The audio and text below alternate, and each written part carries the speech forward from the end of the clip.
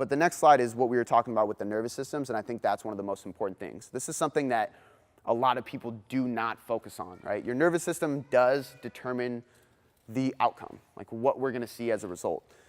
There's sympathetic, which is fight or flight, and then parasympathetic, which is rest and digest, which you asked about.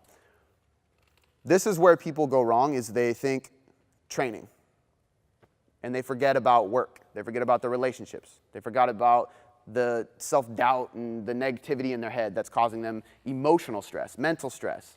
If they're dieting and they're in a deficit, that's a stress, right? So I look at these things like a shelf, and we have to balance out the shelf.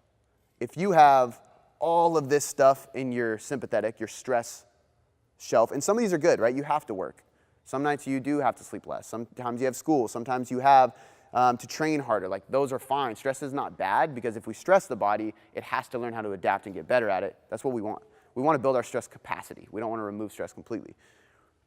But if you're only doing a little bit of downtime and you're forgetting about supplementing with dietary, having some fun every once in a while, physical touch, recovery input from sleep, anything, then we're not balancing that shelf. So like with what we were talking about, if you can't take extended periods of time to deload because you have to compete, you're playing a sport.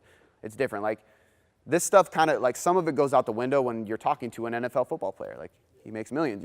It doesn't matter. That's a sport, right? It's dangerous, we know. But you have to try to balance yourself. So, okay, so I train 6 days a week. Am I getting 7 hours of sleep per night? Perfect. I also have a lot of work stress because I'm at the gym all day, and then I have to write this, and I have to do this. Okay, what am I doing to combat that? Am I doing yoga or float tanks? Am I meditating? Things like that. Nutrition. Am I having a refeed day so I can get some more calories in to let my body feel better? So we just kind of have to learn how to balance that shelf. So that's like long-term picture. Now, when we look at this short-term, what you asked about, when we train, we go into sympathetic mode, and our cortisol goes up. It's a good thing. Cortisol is like a fight or flight hormone. It's going to spike adrenaline. If we look at Paleolithic times, if a saber-toothed tiger's chasing me, cortisol goes up, I can sprint. That's good. I can be powerful and strong and physically active. I can't digest a meal when I'm having a ton of adrenaline and cortisol and I'm physically active. So this is where, like, the post-workout nutrition kind of goes back and forth, because there was a myth that you had to get a workout shake in within 30 minutes, right? There's like the anabolic window. People were like slamming down shakes. That was marketing hype. People wanted you to buy their supplements, and they won. But then what we found out later on is, like, they started kind of investigating this sympathetic versus parasympathetic. If I ramp up my cortisol in the gym and then I leave and I go try to digest a meal, my body is not going to accept those nutrients very well. Instead, I might drink a protein shake or a carbohydrate shake, something like what I have you drinking right now. So my cortisol drops, my body goes into parasympathetic mode, and I begin to recover. Now I can rest and digest. So when I go home and eat that meal, I'm going to accept those calories. I'm going to have less digestive issues. I'm going to have more nutrient absorption and partitioning. So taking the calories and possibly using them for recovery and muscle versus storing as fat or having digestive stress.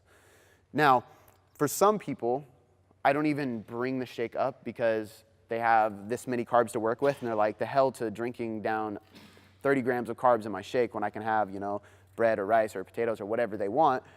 So it's just important, like, when you get done, you go have that meal and it has some carbohydrates, because carbohydrates spike insulin, that drops cortisol, right? And so it's a good thing.